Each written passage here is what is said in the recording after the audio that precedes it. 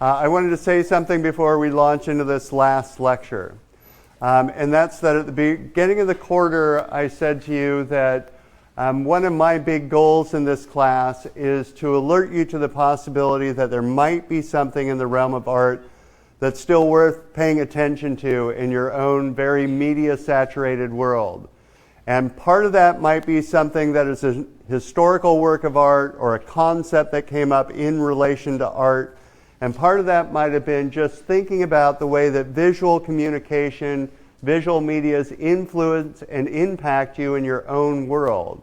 And I hope somewhere along the way you went, oh, art history, it's not exactly what I thought it was going to be. It's not just looking at pretty pictures and saying, hey, who is this old dude and what did he do? But it has something really influential, I think, to offer everyone.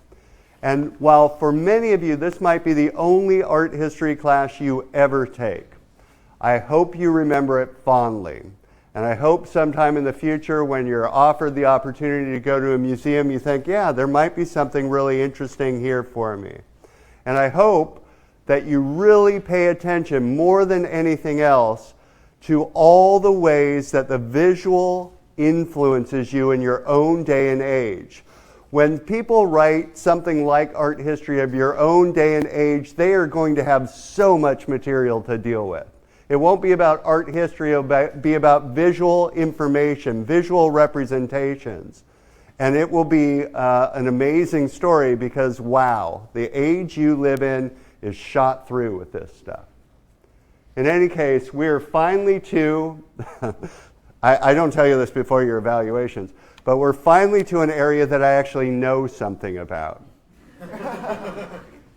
My area of specialty is basically modern and contemporary works of art, and here we go into the modern era. And of course, we don't get to do a ton of it, and I've got basically an hour to tell you why this is interesting. And it's the beginning of a longer story, of course. But you're looking at a work up here by Edouard Manet called Le Déjeuner sur l'herbe. Fancy title, it means Luncheon on the Grass. And frankly, the title itself is a throwaway. It's just something to say, hey, you're looking at some figures here. And for most people, even before I tell you about the context of this work, you're probably guessing this was controversial, right? Just in terms of the subject matter, this looks a little bit odd. Now, the year in which this was painted, 1863, was a big year. Remember, Louis Napoleon had taken over France in 1848. Within a couple of years, 3 years, he, in a coup d'etat, basically transforms France from a monarchical kind of parliamentary system into the Second Empire. He rules by popular mandate. He did get a lot of people on his side behind this. Paris has been greatly renovated. All of what you see in Paris today with those grand boulevards, the radiating boulevards, all the beautiful Second Empire buildings on all the sides of the Seine and so forth, that's a product of his reign. So the world is changing massively in the 19th century. And Paris, which had been for years now the center of the art world, is curious about all of these changes. And they're going to show up in various ways in the work of Manet and the Impressionist artists, who, for most people, are the first of the truly modern artists. Now, I don't entirely agree with this. I think, of course, modern artists in the 19th century actually start with Romanticism. There's little glimmers of this in realism, but I think you'll see what I mean. In any case, in 1863, Louis Napoleon, now Napoleon III, realizes that so many works of art have been submitted to the Grand Salon, those big exhibitions that are not going to be included because they're too modern, they're too odd, they don't fit into that criteria that Poussin set out for us, where you have to have a grand subject and you have to have that moral message or concept, you have to have that structure. He knew that a ton were going to be refused, and they were. So he decides, and this is brilliant, to hold a separate exhibition for the works that were refused. And this is a really tough thing to remember. It's literally called by the French the exhibition of the refused, the Salon des Refusés, right? So here's the Salon of the Refused. A lot of very respectable artists say, I'm not going to be included in that. I won't show my works. But a whole host of very modernly oriented artists say, heck yeah, I'm going to take this opportunity to show the world what I'm up to. And frankly, this is kind of unleashing the Pandora's box. As soon as this exhibition shows the world what these modern artists are doing and they feel like they can actually get some support, and it's going to take a while, they agitate and figure out ways to show their works in their own independent exhibitions. In any case, this was the most vilified, controversial work in that exhibition of the Refused. And the reason for this, many of you might think right off the bat, has everything to do with the subject matter, right? After all, what we're really looking at here are two men, young men, who are dressed in clothing that is associated with what a person would wear to university. So it's like kids that would be going to the Sorbonne are now in some Parisian park, one believes, in a really morally compromised position with at least one completely nude woman and another woman partially clothed wandering around back in this pond in the background. And so you'd think, okay, obvious, right? Morally questionable work of art, young boy's fantasy, something like that. Can't accept this. But that wasn't the big reason that people hated this. The big reason they didn't like this work is the way that it's painted. The big reason they didn't like it is when you get up close on this work of art, everything looks surprisingly flat. Everything looks surprisingly sketchy, meaning it doesn't look polished and finished. In this nude here in the foreground, you can probably see there's very little detail. If you happen to be in the arts or you've talked about this with Haley Moore, you don't have any middle tones. You've just got big highlights and basically shaded areas, but none of the transitions between light and dark that you would get in a classical work of art. When you get up close on things like the foreground, and again, this will deteriorate pretty rapidly, but you get up close on these things, and what you get is very, very sketchy looking paint, like nothing's been finished. Why? Why are artists doing this at this time? Well, the answer to this has something to do with what we call in general modernist ideas, modernism. And in modernism, one of the big overarching principles, and it's not just artists, right? It's every single area of exploration, of education, of philosophy, of music, and so forth. Within modernism, a big overarching principle is something quite different than where we started this class off. It's the idea that that notion of golden ages that you return to is bogus, right? Every age is very specific. Every age has things that are relevant to that age and would never be relevant to a past age or a future age. In other words, history is seen more as an arrow shooting into the future rather than a series of sine waves that we try to return to. Modernism then looks to the past, and this is what I want you to write down. It looks to the past and it says which ideas from the past are relevant and useful in my contemporary moment, which is unlike any other moment of time. Which ideas of the past, you carefully sort through them, are worthy of me paying attention to, of revitalizing, of revising in my present moment, because my age is different than any other time. This is quite different than a classicist who is very conservative and says, those great ideas of the past, just bring those into the present, right? So you have to carefully sort through those. You have to criticize ideas from the past in the sense of saying, hey, let's revitalize this in a new way. And one of the most complex ideas, and I want to introduce this to you, even though I know for many of you, you'll just be kind of scratching your head thinking, what the hell is that about? Is that for a modern painter, a big question becomes, a kind of subcategory of this, what is specific in my age, is the question of what is specific in my medium? What is specific to painting? Or another way to put this is, what are the strengths of painting if we were to look at it in its essential nature, as what it is at its very basis? If we were to be very self-critical about it and say, what is painting? What is it good at? What would the answer to that be? It's like specialization, which, by the way, occurs at just the same time, where instead of having people who are scholars of all things, by the way, a professor would be this incredibly learned, kind of sage who knew a little bit about everything. You start getting these little disciplines, and everyone's just getting more and more specialized. So as today, you might have someone like me who knows a bit about art history and history and so forth, but my area of specialty is like this tiny little area, and it all starts here.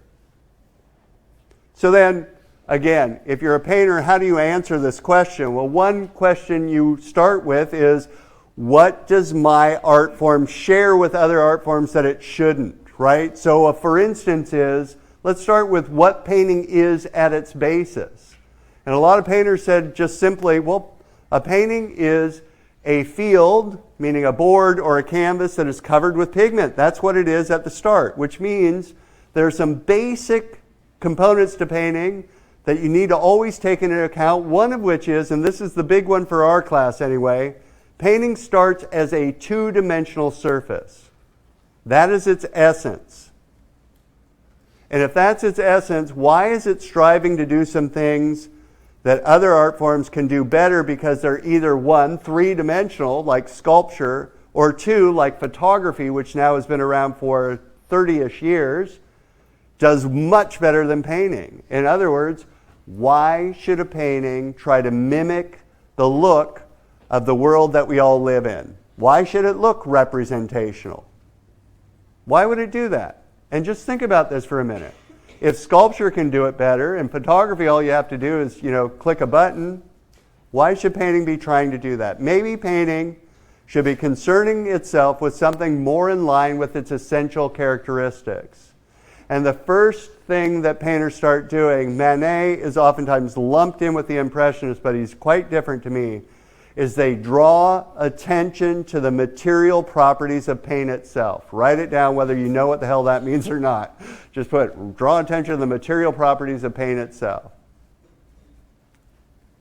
In other words, they say, hey, in addition to you looking through my painting as if it's a window onto another world, I want you to look at my painting as if it's another world composed of beautiful colors, beautiful shapes, wonderful textures, right? We know what this is like. If you've ever had that experience of looking at something that is just a pattern, and the easiest example for me is, how many of you have a favorite shirt or a favorite whatever piece of clothing that you're just like, I love that thing because the color or the texture or the way it feels, not because it represents anything else out there in the real world, just because it looks cool, just because it's pleasing to your eye.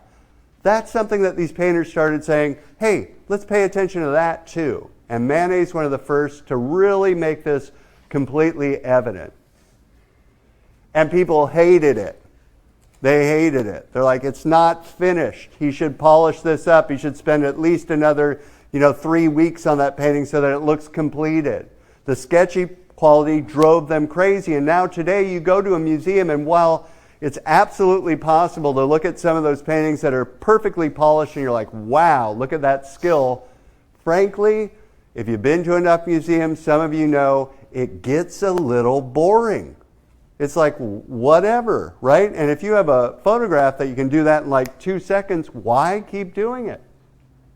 Right? And how many of you have seen an Impressionist painting firsthand? You've actually seen one in a museum or in a hallway or something. How many of you really like the fact that it didn't look exactly like a tree? It was cool little patterns and dots of paint. And you're like, wow, this is kind of magical. You stand this close, it's all dots of paint. You step back here, it looks like a tree. Those things actually were cool to a lot of people. They're like, and a whole bunch of other people are like, I hate it. So in this work here, makes the figure flat, right, does all the sketchy quality, but I just want to point one more thing out. If you're trying to make sense of the subject matter here, kind of contemporary modern subject, also note this. He's basically piled up a bunch of genres, hasn't he? You've got a landscape painting here, you've got a female nude here, you've even got a still life down here below, and you've got figures in conversation. He's basically taken a bunch of genres from the past and he's put them together and he's painted them in a new modernist mode. Some of you also recognize that one of the things that modern artists do is they point back to early works of art. What is one of the early works of art you know because you've taken my class and you're all now brilliant? This work is pointing back to. Fête Champêtre, excellent. Titian's Fête Champêtre. Remember that weird one? A couple of dudes hanging out playing music with a couple of nude ladies, and you're like, what the hell is that all about? This is a modernist redo of that. He also took the grouping of these figures out of a Raphael and all of those things. That's a big idea, and it's a big idea in this major work, right? Let's do this. If I'm a modernist painter, one of the things I might want to do is paint an old, very time-honored subject or genre, the female nude, in my new modern mode so as to highlight some things about that great tradition that maybe you hadn't paid attention to before. Now, you're all set up to do this because I've set you up. I've given you the Berger reading. We've talked about these ideas. You had the possibility of writing about these in one of your longer essays and so forth. But people at the time hadn't talked about this before. This work was the way that you talked about that tradition of the female nude, some of the expectations or implicit, viewing dynamics that are involved in that. He set up a situation in which when you saw this work, which by the way was painted in 1863, but it wasn't shown until 1865 where he showed it in the grand academic salon right next to all the other female nudes that were proliferating. And it's way different than those. And it starts with this. The title is Olympia. Olympia at the time, and there's a longer story to this, is a reference to prostitution. It's a play off the idea of Mount Olympus, which is where supposedly the Greek gods lived, and that idea of naming every nude a Venus so as to authorize those nudes, right? If you call them Venus, it's okay. If you just say hot woman giving you a come hither look, not okay, right? We're on board with this. So you've got a setup here in which you're viewing a prostitute, and if this looks suspiciously familiar, it's because, of course, it's a redo of this. Literally, he's taken Titian's Venus of Urbino, and what he's doing is he's inverting a whole bunch of things. He's switching them around, and those switches, those changes between these two works, change the entire message of this work, and in doing so, illuminate a whole host of things going on in the tradition of the female nude that people weren't yet overtly talking about, but they had to now. So here's what I want you to do. You can do this. It's an easy one in a way, and it's a fun one to test your knowledge. Look at all the changes that Manet made in Olympia to his starting point, which is Titian's Venus of Urbino, and think, what did that change do? On the one hand, how does it change the way I view Olympia and that work? But also think of, what does it illuminate about the whole tradition of the female nude? Think about that, then turn to your neighbors around you and just share what you're noting about these changes and what you think those changes mean.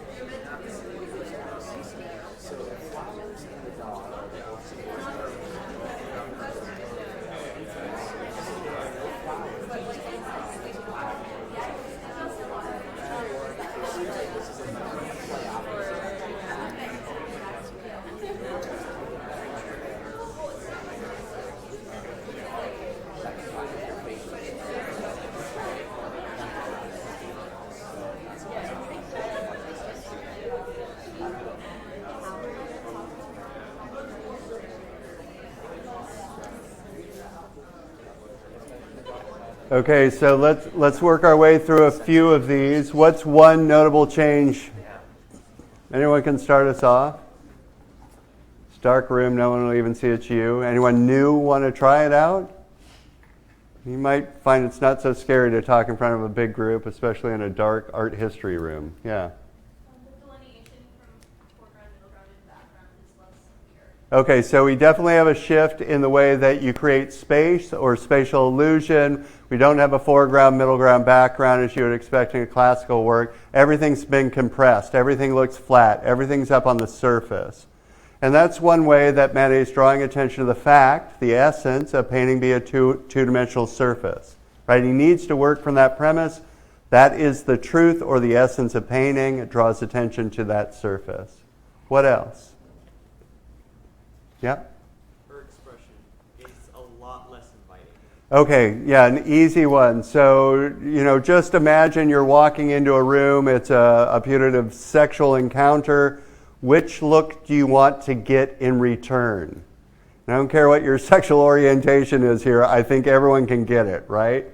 That one's inviting. That one's a little bit like, hey, whoa, who are you? One of them gives you a come hither look. It doesn't seem to contest, who you are or how you think about yourself. She's always going to give you that look. It doesn't matter who you are. When someone looks right back at you, even if it's an ambivalent look, you can't tell whether she's happy or sad or whatever, but it's just looking at you. Remember that viewing exercise we did?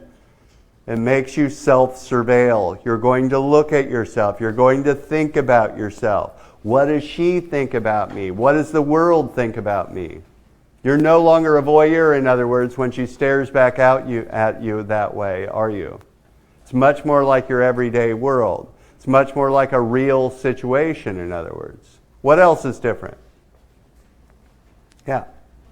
Adding on to that, instead of the dog as like a frightened cat in her hand is like sort of like closing herself off. Okay, we got two things going on here. Everyone noticed that we shift from happy little, lap dog here, couldn't be any more compliant, it seems to me, to black cat raising its back, hissing at you, basically. If this is an exteriorization or a symbol of the interior state of these women, I think you get an idea of what's going on here, right? It sets you up to think, oh, that's what's going on there. And then the other one was, you notice the hands. Remember how uncomfortable I felt when I was talking about the hands in the first place because it seems to come out of the blue.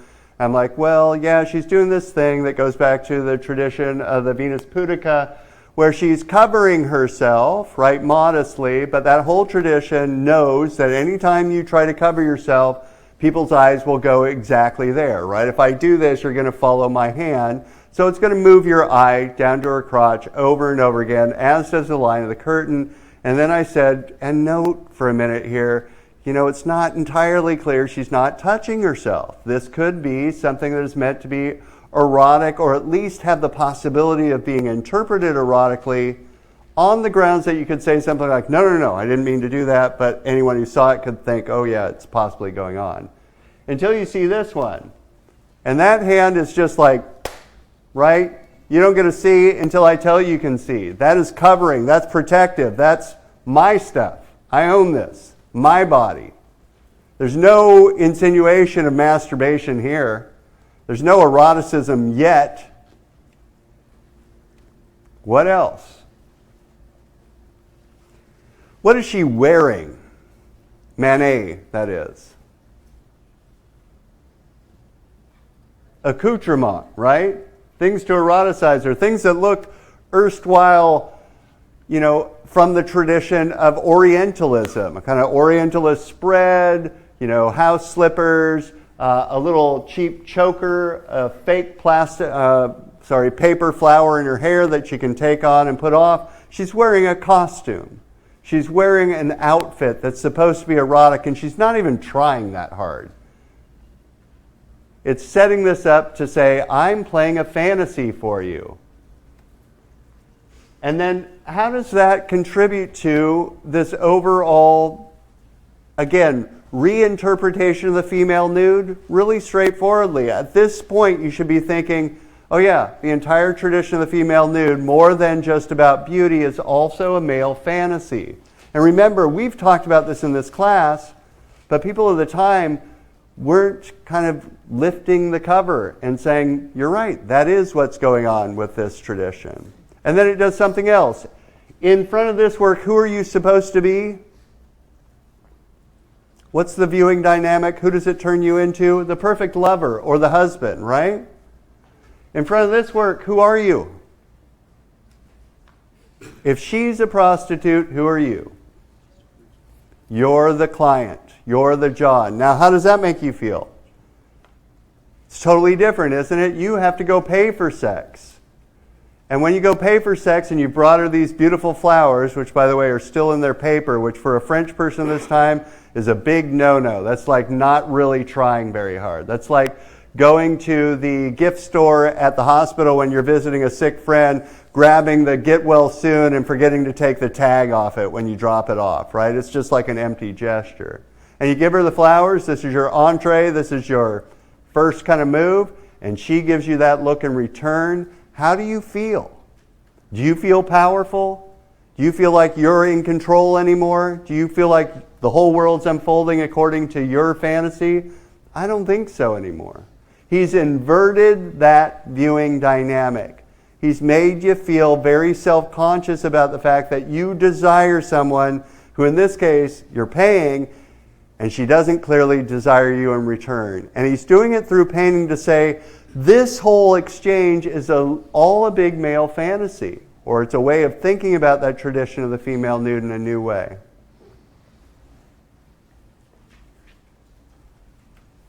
And it's incredibly flat, isn't it? That modernists draw attention to the fact that this is a canvas covered with paint. So, oh my goodness, what was that? I meant to show you this. Let's just start with this. Now it's indelibly marked on your face, or in your eyes. Here we go. Everyone's seen something like this before, haven't you? 19th century advertisement for apples. This is the kind of inversion that takes place. This is a feminist author who said, hey, think about what happens if you start inverting things that have become naturalized. In other words, you shift them to something unexpected like, right?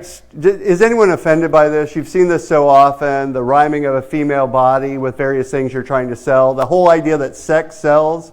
But as everyone noticed, and I'm sure most of the women in this class have, that's really about women's bodies. Very infrequently is it about men's bodies, and oftentimes when it is about men's bodies, it's pitched to a gay viewership. So Linda Nochlin, this famous feminist, said, this is what a lot of these artists are doing. They're inverting or turning something into its opposite to show you how naturalized these things have become. Like when you look at this, is anyone thinking, I can't wait to go get a Chiquita banana? How many of you are like, wow, this totally doesn't work the same way? And yeah, she's stacked the deck in her favor, and she's picked probably a guy who doesn't look like anyone's perfect eye candy in this class. I don't know your taste. But you see how this works. No one is going to be like, oh, you know what will really sell consumer staples? Penises will, right? No one goes there. Women's bodies used all the time, men's bodies not. We get so used to it, we forget that it's weird, that it objectifies, that it's a strange thing until someone does the opposite and says, what do you think about this? And you're like, whoa, that's not right. By the way, I'm sorry, banana sales all over campus will go down today. Manet is interested in criticizing his society. Another big term that you have to get under your belt is that Manet and the artists associated with Impressionism think of themselves as what the French call flâneurs. And a flâneur, F-L-A-N-E-U-R, is a little bit like a glorified people watcher or an amateur sociologist. Remember, the world is changing dramatically. Paris has been renovated, it's been gentrified. On the one hand, classes are all the more evident, right? Lower, middle, upper class. On the other hand, they're being separated from one another in terms of living spaces, and then they all come back together in the Parisian society. The other thing that's changing are gender norms, right? All of the gender norms are starting to be contested at this time. So these artists are wandering around, socially detached from the world, observing these changes, and then they paint what they see and say, what is this about? One of the things that Manet was curious about is that whole tradition of Orientalism in painting. And just like the tradition of the nude, he looked at that starting premise that we don't treat our women this way, and he said, like Courbet did before, that's not really true.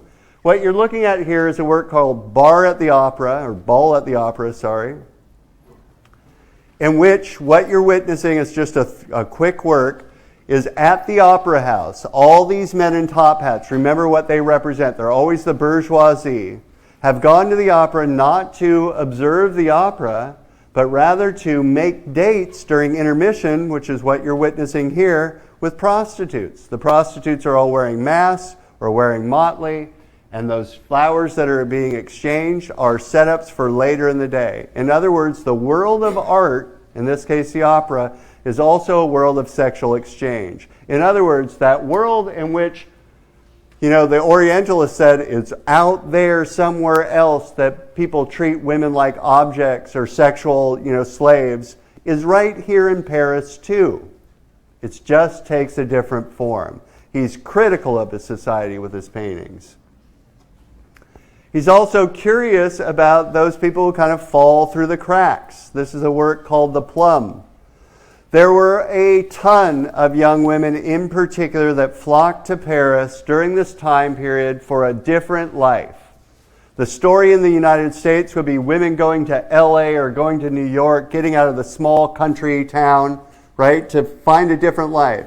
And they came to Paris only to find that things were not as easy as they had hoped, right? There were no jobs, or if there were jobs cleaning houses, doing laundry, or working in bars. And bars were all over the place. Big burlesque bars like the bar at the Folies Bergère that you'll see in a minute, or the famous Moulin Rouge or the Moulin de la Galette. There are a million of these. And these young women would tend bar, work in the bars, oftentimes only for tips, making not enough money to survive, and then slowly but surely, and it's not like a light bulb goes off and they say, oh, I know, I'll be a prostitute. They turn towards selling themselves. Oftentimes it starts as simple as someone at the bar asking them out, and them thinking, wow, this young dashing man, sure, I'll go do that. Only to realize that after paying for an expensive meal, he expects something in return. Then pretty slowly but surely, money starts being exchanged every time and so forth. In any case, Manet and many of the Impressionists were looking at this situation, seeing these young women, and making comments upon that predicament. In The Plum, what you witness is a woman wearing very cheap knockoff clothing. The Bon Marché, as it was known, the first of the department stores, show up in the 19th century in France at this time, where lower classes could buy clothes that look like upper class clothes, and if you were far enough away, maybe they could pass it off. But most people could see that, spot it, and when you saw an overdressed young woman in the middle of the day here drinking/eating a plum, it's a plum soaked in brandy, so you get a little nourishment and a big buzz, and she's smoking a cigarette, which of course they all smoked at this time, but to paint someone smoking a cigarette is a little bit like film noir. It's absolutely symbolic of sex. What you're saying is, here's this woman with a faraway gaze trying to escape her miserable life, imagining, some future that is nowhere evident, and what she's really available for is sex.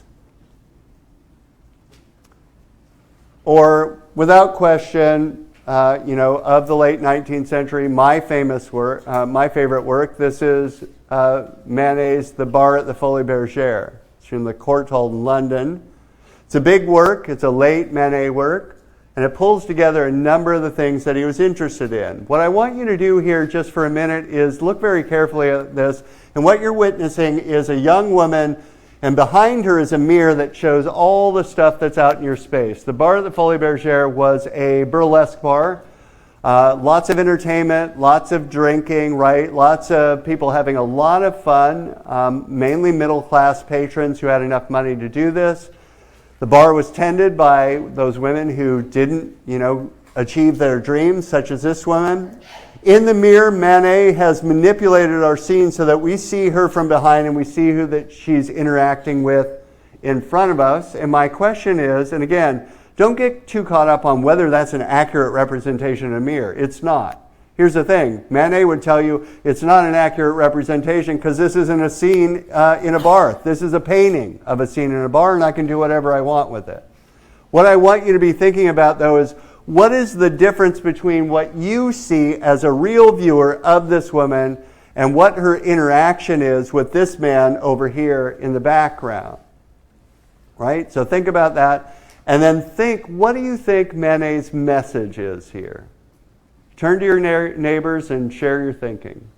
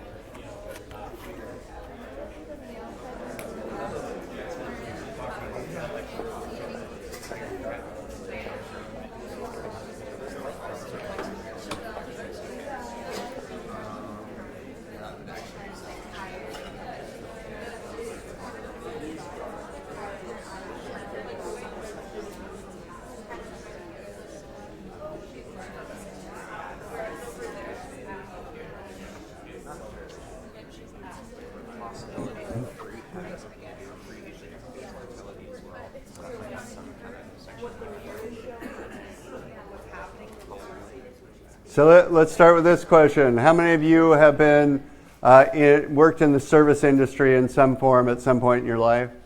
Right? And who's always right? Right? Screw them. That's what I always thought. I didn't work very well in the service industry, but you know how this goes, right? Client's always right, especially if they're tipping you. And if you've been unfortunate enough, and especially the women in this class, to have worked as in a bar, you know what you're likely to have to experience day after day, night after night, and so forth, right? And that's what this woman is experiencing all the time. Now, I think one of the things you probably noticed here is that when we as the viewers step up to see how she's feeling, she doesn't look like she's having the world's greatest night, does she? I mean, trying to interpret what the French call le regard, or the look, right? That expression on someone's face, is what Manet's up to. This face might be expressing what the French call ennui, kind of social alienation, detachment, not fitting in. It might be chagrin that she's being hit on one more time. But the thing is, she probably couldn't show this to the clients. This is probably that thing you catch when she thinks no one else is looking, that Manet is seen. She doesn't fit in because here are all these people living the life she came to Paris to live. This highlight of the woman in the foreground is the woman she wants to be in a way. And she's behind that bar witnessing it. That barrier of the bar itself separates her from the world she wishes she was in. And you get to see the effect on her. You get to feel that. And this is fairly new, right? We haven't seen artists focus in on what is the effect of women on the new social conditions in this world. They just haven't done it. And then you see this. And in this iteration of her, instead of her being, as she is in this one, strong, very, by comparison to this, crisp, towering above us, very kind of monumental. In this picture, she's smaller. Her form is kind of bending towards him. He towers over her. She leans into him. It feels a little bit like this scene, which we only see in the mirror, And mirrors, by the way, become symbolic in a way, or metaphors for our social personas, is the way she really acts in this situation, in which a man may have walked up to the bar and set a flower there. This is his first move, his flirtation, and now he's hitting her up, and she's having to at least, be polite to him. Probably more than polite to him, because that's the only way she can survive. But Manet wants to show us how it makes her feel. And then he does some pretty interesting other things. On the bar along with her are a whole host of objects that are there that can be purchased for pleasure that rhyme her, right? Champagne bottles, golden on top, the same color here, same color here. Flowers here and here at her breasts. Tangerine here and here at her breasts. The opening of her bodice here to draw attention to her midriff here. All of these things are objects you can literally purchase for pleasure, and he's associating them with her too, as an object of our pleasure, something that can be consumed. But he's pointing out this has an impact on her. Unlike when we made that distinction of the female nude versus naked figures, she has feelings and thoughts of her own that are being shown to us. We can still have a male fantasy about, her flirting with her and her somehow, being interested in us, but it has to take place through the idea that she has her own feelings and thoughts and desires, and she has to deal with this over and over again.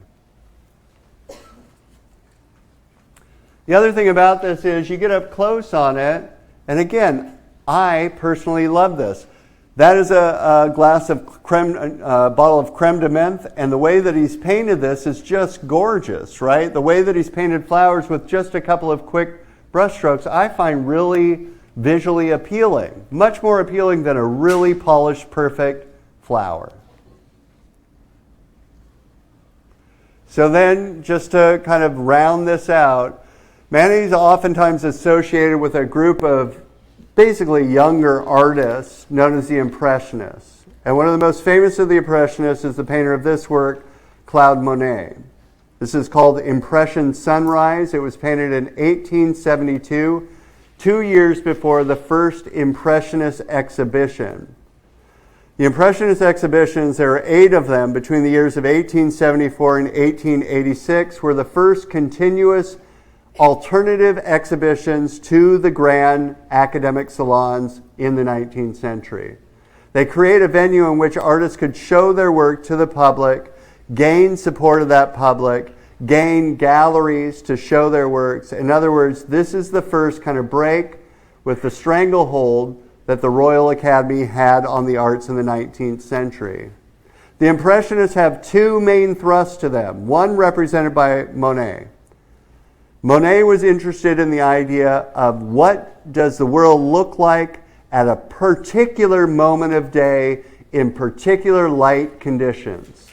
When you walk out of this classroom today, I want you to think, as Monet said, when you look at the quad, that's not a series of trees, that's little changing colors of green and yellow and blue, oblong of pink here, or a little jut of green there. In other words, don't see these things as objects, see them as conditions of light. They went out and they painted like the Barbizon school had before them, en plein air, as the French say, in full air with their easels outside. But what they were really, really interested in is, what does that world look like right now, at this moment, before the light conditions change, before the seasons change? They didn't paint a tree that says, I'm a tree. They painted that particular tree at that particular moment in time, and they tried to capture that particular light. And to do that, of course, their surfaces are little dabs of paint. It gets very, very painterly. Called the revolution of the color patch sometimes, or preserving the integrity of the picture plane. In other words, you look at these things and they clearly look like paint on a canvas. They clearly look flat. But that flatness has a visual corollary to the world that they were observing when they painted this. When Monet painted this in 1872, it was a huge, huge revolution. People had painted kind of atmospheric scenes of nature before, but this is like 10 stages further down the road towards sketchiness. When it was shown in the exhibition of 1874, a critic said, that looks like just an impression, not a finished painting, and the term stuck, right? Oh, we'll call all those painters impressionists. And this is just an object lesson on that. Monet, over and over again, would paint the same subject, right? A throwaway subject. It doesn't matter. It's not about the subject, so as to capture the light. Here's a photograph of a haystack, right? Haystack, it says. Here's Monet's representation of that haystack. Why does it look pink? Because hay or straw is reflective. It's going to capture the light conditions. And are those going to remain the same? No. At different times of year, in different lighting conditions, the world looks really different. We all know this. Maybe it's not interesting to us, but we all know it because look at your classroom right now. Just look around for a minute. Now look at it. Is it the same classroom? Does it look the same? You're like, turn the lights back down. I was just getting a good snooze. No, it's not, right? So imagine being really interested in trying to capture that particular moment in time in those conditions. This is Rouen Cathedral. And the curious thing to me about this is, of course, the entire Gothic tradition was about dissolving those facades in light. I always thought it was curious because in our modern world, we do it much easier with glass. But here's Monet's representation of Rouen Cathedral at a particular time of day in particular light. A little bit different time of day. A little bit different time of day. Right? That cathedral is going to look quite different depending on the light conditions at different times. And that's what he's curious about.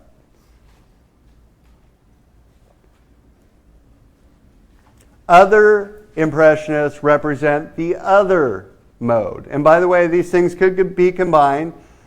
They were interested in playing that role of the flaneur. They were interested in looking for changes in the world in which they lived and making little commentary on those changes.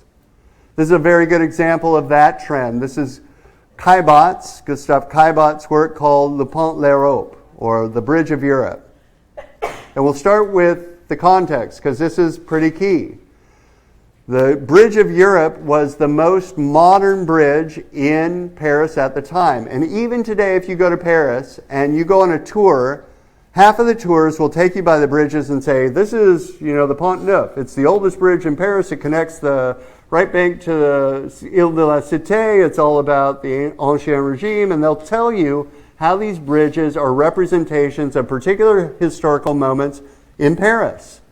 Here you have the new modern aesthetic, which by the way, at the time, you probably have heard this, Parisians hated, right? It's I-beams with rivets in it. It doesn't try to cover that up. It's showing you the material. It's showing you the engineering structure that holds this bridge up, and that becomes its aesthetic.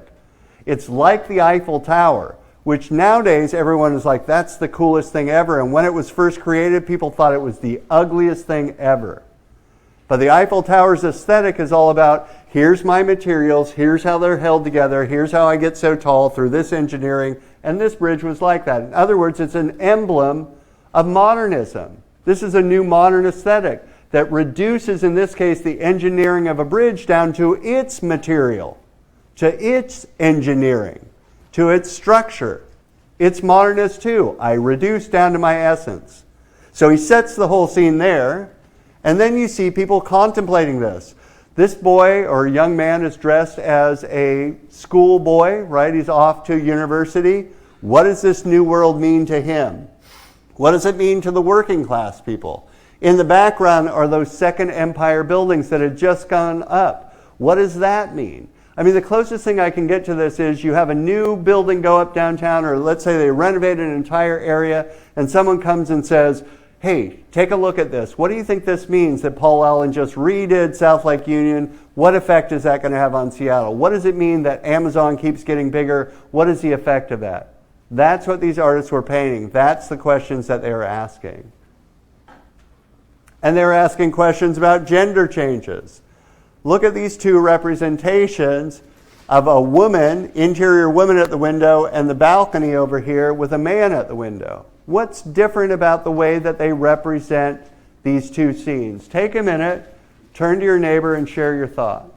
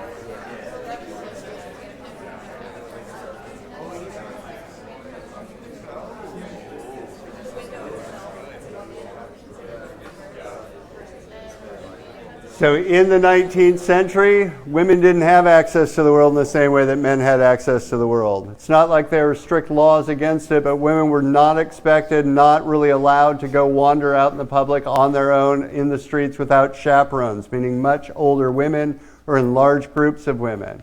And if you did, it's not like the police might stop you, but everyone you saw would point at you and say how horrible you were for breaking these social norms. And we know this because there are a million diaries of women, particularly women painters, experiencing this phenomena. So in this case, the access to the world is pretty clear here, right? This is the artist, in a way, as the voyeur, as the flaneur, standing at his window, looking out at the world. It's all unfolding for him. Big, long angle of view, of course, right? He looks pretty relaxed in this. And of course, it's not surprising that he's looking at a woman down here. Over here, can she see anything? I mean, the way that this artist has compressed the space here so that the area across the street, and yes, Parisian streets can be very small, is right up there in her window. She barely has anything that she can look at. Everything's closed down. The frame of the window even gets in her way, and she's pinioned between that window and some kind of male chaperone behind her, who even seems to have more access to that world through the newspaper than she does in looking. Something else is going on, though, here, too, that I wanted to alert you to. These are artists at this time who are reading a lot of color theory, and that idea that warm colors expand, that warm colors enlarge space, that warm colors jump out at us and so forth. They're reading that in a lot of places. And look at the white here. That is white with a lot of yellow and red in it. The opposite is true of cool colors. We've learned that cool colors tend to recede. Cool colors feel like they're contracting. Look at how the artist is now using those colors everywhere to, again, make this work feel even more contained, to make her space feel even more, again, closed off. He's making a commentary on the access of these two genders to the world around them. Look at how in this work, he's set up the banister way low with very architectonic forms. And over here you have frilly little lace around it with curlicue ironwork in her banister. It's his way of using the form elements, line, shape, color, and so forth, so as to express his message about the genders. Let's skip that one. Let's go straight to this one. I think what we're going to do here is we're just going to end on this work. So whatever works I gave you from Degas and Mary Cassatt, they're not going to be on the final. Let's have some fun with this. This is Auguste Renoir's The Luncheon of the Boating Party. And what this is the artist had gone on a boating party, and then they had this lunch at this fancy Parisian restaurant on the banks of the Seine. And what he's doing is he's observing all the social interactions that were occurring there and making some commentary on this. I'd like you to treat this, and this is absolutely the way that he wanted it to be treated, like what you're looking at is a painting that's a bit of a soap opera. And you're to determine what the social interactions or romantic affiliations of these characters might be. Turn to your neighbors and have fun. Make up some stories.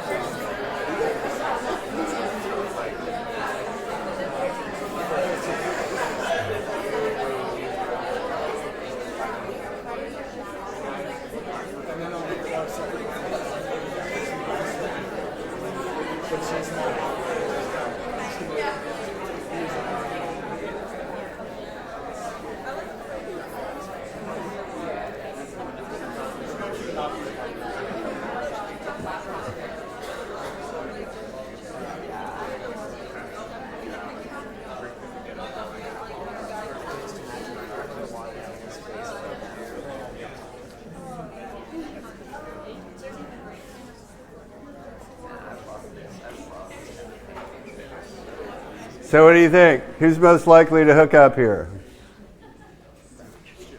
That's not an art historical question, by the way. Now I asked that though because did everyone notice that no one's really returning someone else's look? Like you got a whole bunch of people interested in someone else, but that person seems to be interested in someone else and that person interested in someone else. It's like that night. That's what's going on here, right? So let's look at this group. How many ladies in this class recognize this guy? Come on, put your hands up. That was my boyfriend in high school. You can say it, right? He's the hoverer. He's the one who's like, what are you doing looking at this guy over here, right? He's dressed in the clothes of the Sorbonne, so he's a university, lad. And she's like, nope, I'm interested in the bad boy over here who's not wearing any shirt clothes, sitting in his chair backwards, smoking a cigarette. Right? Everyone on that? Bad boy. Bad boy for the 19th century. Right? And he's not interested in her. He seems to be like, what the hell's going on over here? How many people can actually hear her talking to the dog? Raise your hand. Oh, you're such a cute little... How many people are not big fans of little dog? No, I shouldn't go there. Right? So he's like, what's going on there? And then you've got her looking at him over here. She's drinking more. I don't know what he's looking at. These two guys seem to be in conversation. And then this weirdness up there.